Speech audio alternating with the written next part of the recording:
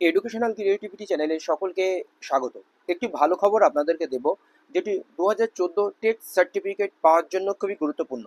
যে সমস্ত ইন সার্ভিসরা টিচাররা রয়েছে বা যারা ইন সার্ভিস নয়, যারা রিক্রুটমেন্টের জন্য আবেদন করবেন, তাদের অনেকের টেট সার্টিফিকেট নেই। কারণ তারা সেই সময়ে টেট সার্টিফিকেটের জন্য আবেদন করেনি, কারণ পশ্চাৎ বলেছিল যারা ইন সার্ভিস তাদের টেট সার্টিফিকেটের জন্য আবেদন করতে হবে না। কিন্তু বর্তমান রাজ্য জুড়ে যে পরিস্থিতি তৈরি হয়েছে তথা দেশ জুড়ে, যে টেট সার্টিফিকেট অবশ্যই প্রয়োজন, টেট বাধ্যতামূলক। আপনারা দেখেছেন 2 বছরের মধ্যে সুপ্রিম কোর্টের রায়, সেহেতু সমস্ত টিচারই ব্যতিব্যস্ত হয়ে উঠেছে টেট সার্টিফিকেটের জন্য। কারণ আপনারা জানেন এখান থেকে 1 বছর আগে বা 1.5 বছর আগে একটি আহ, জিনিস শুরু হয়েছিল, যেটি হলো টেট সার্টিফিকেটের জন্য মামলা। সেই মামলা গত 3 মাস আগে পর্যন্ত হয়েছে।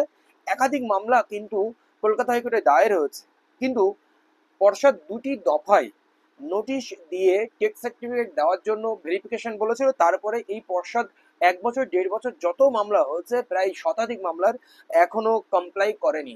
তার জন্য একটি গুরুত্বপূর্ণ খবর, তার জন্য পর্ষদকে কন্টেম্প নোটিশ দেওয়া হলো 25/9/2025।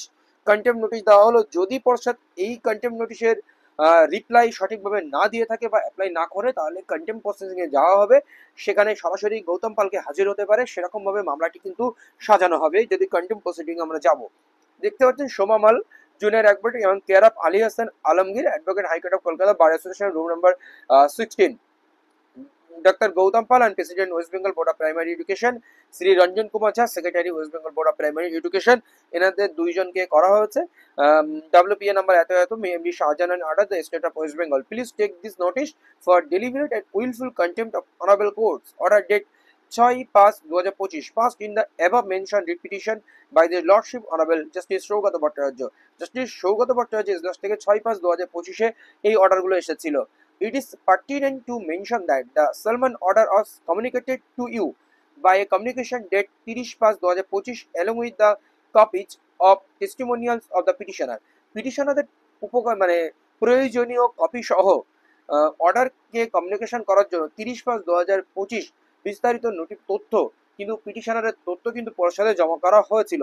যেহেতু অর্ডার কমিউনিকেশন করার কথা বলা হয়েছিল এবং নির্দিষ্ট টাইমের মধ্যে West Bengal board of primary এডুকেশনে পিটিশনারদের তথ্য পৌঁছাতে হবে। It is important to mention that the order was passed upon consent of answering respondent and the time to comply the order was given by the court accordingly. এখানে যারা respondent party ছিলেন, মানে West Bengal board of primary এডুকেশনের পক্ষ থেকে যে অ্যাডভোকেটরা ছিলেন, ওনাদের সম্মতিতে বা ওনাদের কনসেন্টে কোর্ট এই অর্ডারটি পাস করেছিলেন যে তাদের নির্দিষ্ট টাইমের মধ্যে টেট সার্টিফিকেট দিয়ে দেওয়া হবে। Therefore, after 7 days from date, an application of contempt of honorable courts order will be filed against you without any further reference.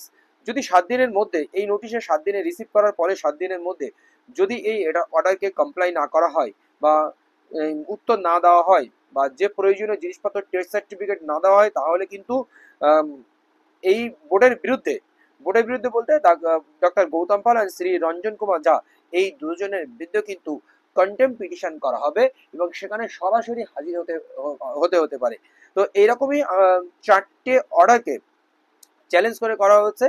WPA নম্বর এত, মিরাজুল মন্ডল অ্যান্ড আদার্স। একই জিনিস সেখানে প্রায় লেখা রয়েছে। এটি জাস্ট বিশ্বজিৎ বসুর এজলাস থেকে 26/2/2025 অর্ডার হয়েছিল। আরেকটি আপনাদেরকে দেখাই, এটিও জাস্ট বিশ্বজিৎ বসুর এজলাস থেকে 9/12/2024, 9/12/2024, সেটা প্রায় 1 বছর হতে গেল। এইদিকে আরেকটা আমরা দেখাচ্ছি 9/12/2024। এই 4টি মোটামুটি রয়েছে। সেই 4টি অর্ডারের উপরে ভিত্তি করে কন্টেম্প ফাইল করা হচ্ছে। আরো একাধিক বিষয় এখানে রয়েছে।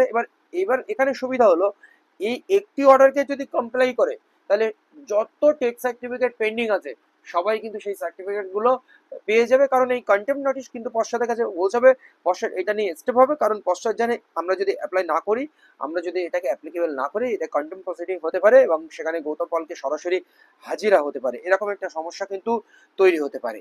তাহলে সত্তর আমরা দেখব খুব তাড়াতাড়ি পর্ষদ এটা অ্যাপ্লিকেবল করবে, না হলে আবারও নেক্সট কন্টেম্প নোটিশ করা হবে। 2-1বার করার পরে কিন্তু কন্টেম্প প্রসিডিং এর দিকে আমরা এগিয়ে যাব। কারণ আপনারা জানেন যে রাজ্য জুড়ে যে, মানে রাজ্য বা দেশ জুড়ে যে অবস্থা শুরু হয়েছে, এখানে কিন্তু টেট সার্টিফিকেট বাধ্যতামূলক, কেন সবাই ব্যতিব্যস্ত হচ্ছে। এমনকি জানা যাচ্ছে এখনো কয়েকজন টিচার রয়েছে তারা মামলার সঙ্গেও যুক্ত হননি, এমনকি টেট সার্টিফিকেটের জন্য কোনোভাবেই আবেদন করেননি। কিন্তু টেট সার্টিফিকেটটা বর্তমান সময়ে দাঁড়িয়ে খুবই গুরুত্বপূর্ণ, কারণ 2014 সালে আপনারা জানেন যে পর্ষদ টেট সার্টিফিকেট পর্যন্ত প্রদান করেনি। পরবর্তীকালে মামলার ফলে বা বিভিন্ন রকম গ্রিভেন্স করার ফলে পর্ষদ টেট সার্টিফিকেটের জন্য পোর্টাল ওপেন করে বা সেখানে আবেদন করে সবাইকে টেট সার্টিফিকেট প্রদান করে। এই হচ্ছে বিষয়।